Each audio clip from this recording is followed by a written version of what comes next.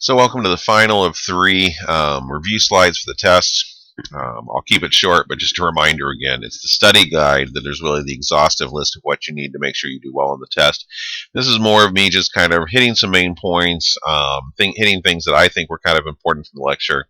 But in no way does that mean that I'm covering every single item that will be on the test. Again, the test is drawn from the full lectures, both in class, the homeworks, the audio lectures, and also the textbook readings.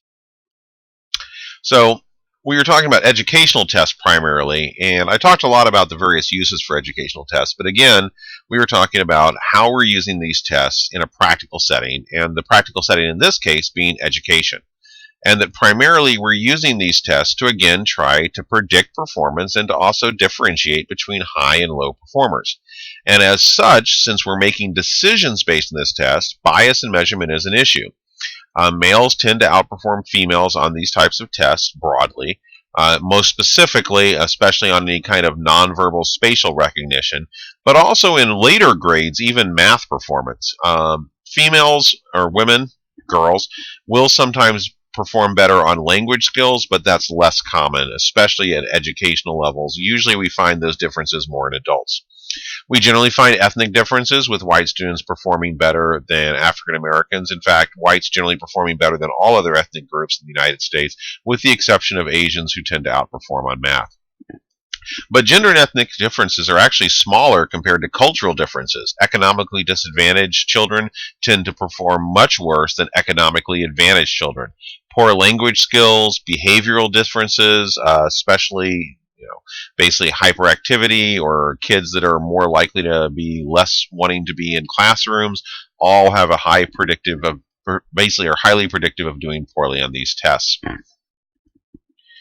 We talked about, because we're making these decisions and these educational tests are often being used broadly across the United States, it's even more important to kind of look for cultural loading. So are these tests established in a way that makes it more likely that certain cultural groups will do better? And we talked about a couple examples of actually kind of parody tests, if you will, that were created to show how easy it is to create a loaded test. And that included the Cultural Regional Upper Crust Savvy test that was specifically designed to where rich white kids would do really well in the test and no one else would. And that was the CRUST. And we also talked about the Black Intelligence Test of Cultural Homogeneity, which is the BITCH, which was actually designed for urban African Americans in the 70s to do well on.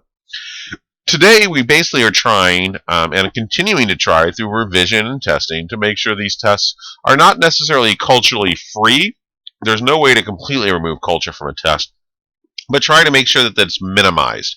And those are what we're talking about, cultural fair tests. And many of our tests are more culturally fair. We have made improvements over the years. The first attempt at a cultural fair test was Cattell in 1940, and probably one of the most used of the culturally fair tests is the Raven progressive matrices. But the way that you make a fair test has some disadvantages. The more fair it is, the less it's reliant on language, the less it's reliant on verbal skills. So, for example, the Raven progressive matrix doesn't have a lot of differences between gender or ethnicity, but also it isn't capturing a lot of basically crystalline or knowledge intelligence. It's mainly capturing kind of that fluid intelligence, and we've already talked about that's only a part of what actually makes up overall intelligence. So we kind of talked about generally that educational tests, much like intelligence tests, can be broken into two broad areas. Achievement, usually used in primary and secondary schools, to actually measure how well someone is achieving or responding to the intervention of education. Usually used to compare against national norms and often used to determine what kind of educational interventions are needed. General kind of best practices, in other words, the standard classroom, maybe smaller groups for students that are struggling, or maybe even individualized attention. And also aptitude tests. So coming out of high school, we're usually finding more of a use of aptitude tests in educational testing. And these tests are usually being used not to identify people needing additional help or additional education, but basically used to determine selection, whether someone is predicted to perform well in college, to determine whether they get into these more exclusive educational settings, also based on national norms. We talked about one of the initial tests that were used for this purposes, the Army ASVAB. And the reason, though, it was designed for the Army, it is got some advantages that make it more likely to be used in some educational settings. It is made to measure crystalline and fluid intelligence. It's normed yearly on a group of 16 to 23-year-olds, which makes it very popular for high school testing. It's available in a group format, so the advantages of group testing that you can use, you can give it to a bunch of students at once.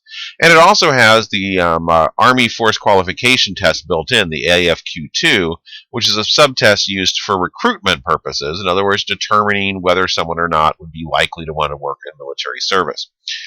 So this is also used in both recruitment and also selection purposes. Like all intelligence tests or general ability tests, it has an overall subset, so 5 career types, and we kind of talked about how it's normed on a percentile rank score. So it's not normed on 100 is average plus or minus 15. It's normed on a percentage. So how much better than you did or worse than you did than the average population.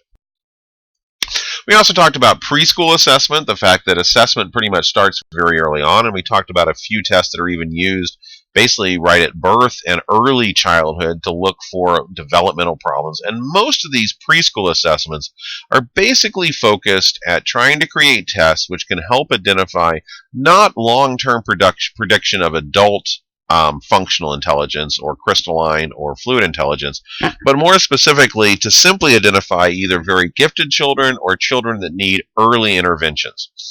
So generally age 2 is the best age for first assessments from a lot of these tests that are beyond just testing overall physiological response, because the child is at that point able to have some verbal skills, some pattern recognition skills, and communicate at least non-verbally. Generally, the tests are shorter in duration, often an hour or less, are very colorful, are play-oriented, are engaging, and are made to actually maintain attention of the child. And again, they're not very predictive of long-term success in education, but they're fairly useful in determining extreme deficiency or extremely gifted children. So achievement tests broadly are designed to measure accomplishment in educational settings, and these are what we primarily see being used at the grade school level. And the purpose is to assist instructors in determining the performance level of the students. So are students learning the material taught? Are instructors teaching the important material? And are students over or underachieving? So we can use these tests to determine, is the education being successful? Is the instruction or the teaching being successful as indicated by the students learning, but also to differentiate between students that may need to be in advanced placement classes or special education classes. And as we've kind of touched on, these also can then be used to also, as an aggregate, determine is the school itself performing at a certain norm that's expected. So again, potential problems with using these tests. We've already been kind of going over these with intelligence tests, but same problems with achievement tests when we're talking educational testing. Often people are teaching to the test. Norms may vary by region. Variation in instructions may be overlooked. So some schools may have very good instructors, some schools may not, and that has an effect on whether children are learning. The psychological effects may be overlooked as far as the psychological condition of the students that are taking these tests. And again, cultural bias. And again, we're also wondering, are we measuring crystalline, fluid, both, and which are we trying to measure? Achievement tests should primarily be focused on crystalline intelligence, what has been learned, but it's hard to separate these two terms in these kind of tests. Another major use of these achievement tests is to identify people with learning disabilities. And generally the best way to define a learning disability is a discrepancy between the potential of the student and the achievement of the student. So again, kind of thinking of that multiplicative model of intellect, or IQ, that if you have fluid intelligence and crystalline intelligence, if you have high fluid intelligence, but you're achieving poorly, low crystalline intelligence, that means you're not living up to your potential. And that can be a learning disability. The question then is why is that occurring? Now notice we've got some additional here, that the problem has to be related to difficulty in math, reasoning, reading, writing, spelling, or listening. So generally we try to identify where is the discrepancy coming from. So we're trying to identify where is this learning disability. single problem in processing information rather than an overall impairment. So when we talk about a learning disability, we're saying that there's individual areas the student could be achieving better. They're not living up to their potential. To identify why and to see if we can tailor interventions, education to fix this problem. It's often due to problems of the central nervous system, lack of attention, perceptual difficulties, poor motor skills, but it shouldn't be related to insufficient education, culture, SES, vision, or hearing problems. So basically, we want to make it clear that we're looking at basically central nervous system issues that are making it hard for a student to live up to their otherwise potential in other areas. So measuring general achievement, again, we went over some various different types of tests that we can do this. One of them is the Wechsler Individual Achievement Test. The weight is actually made for ages 4 to adult and attempts to discriminate between both intelligence and achievement in these various sub-areas. So it's specifically looking for the potential of learning disability and to identify where it is so that we can better tailor an intervention to help that student. Measures areas identified by individuals to Disability Education Act. So it's been designed specifically based also on various federal laws and federal mandates for educational systems, special education in the United States. So this includes listening comprehension, oral expression, written expression, basic reading skills, reading comprehension, mathematical computation, and mathematical reasoning. So a good example of this actually is my own son. He's 11 now, but when he was in basically 5th to 6th grade, he was definitely having problems with his basic reading skills and to some degree his reading comprehension. And as a part of this, he actually took a shortened version of the weight, and it identified that he was fine in oral expression in his listening comprehension. So if he heard a story, he would understand it, and he could express it back. He had good mathematical skills. In fact, he was borderline gifted and mathematical reasoning, but he definitely was lagging behind in his basic reading and reading comprehension. So he was identified to spend extra time with a smaller group of students that was given targeted educational additional help with their reading. And also we as parents were given additional work to work with him outside of school to help him catch up in this one area. So aptitude tests are usually used so again, moving from achievement in educational testing to aptitude tests. Aptitude tests are usually used for admission. So we're making actual selection decisions of who gets in, and there's various types again. Entrance exams for undergraduate admissions include the American College Testing, the ACT, Scholastic Assessment Testing, the SAT. And as far as entrance exams for graduate admissions, we have the Miller Analogs Test, the MAT. We have Law School Admissions Test, the LSAT, the Medical College Admissions Test, the MCAT, and the Graduate Record Exam, GRE. And all of these are used to predict future performance, either in graduate school in general or basically kind of liberal arts with the MAT, specifically law school with the LSAT, or specifically medical school with the MCAT. In addition, the GRE does make subject-specific tests as well, predicting performance in grad school in various specific areas of study, such as psychology, geography, geology, etc. So just comparing two of these, the ACT covers English, reading, math, and science, while the SAT looks a little bit more like the GRE in that it's verbal versus quantitative. The ACT scores are given on each subtest with an overall test, and so is the SAT. The ACT has 215 questions in 3 hours. The SAT has 171 questions in 2.5. The national average score on the ACT is 21.1, a little bit lower in Illinois. Again, an illustration of how different geographical regions will have different norms. The SAT has a national norm of 502 verbal, 515 quantitative, but actually in Illinois we see higher averages. So students in Illinois tend to do better on the SAT than national averages, while worse on the ACT compared to national averages.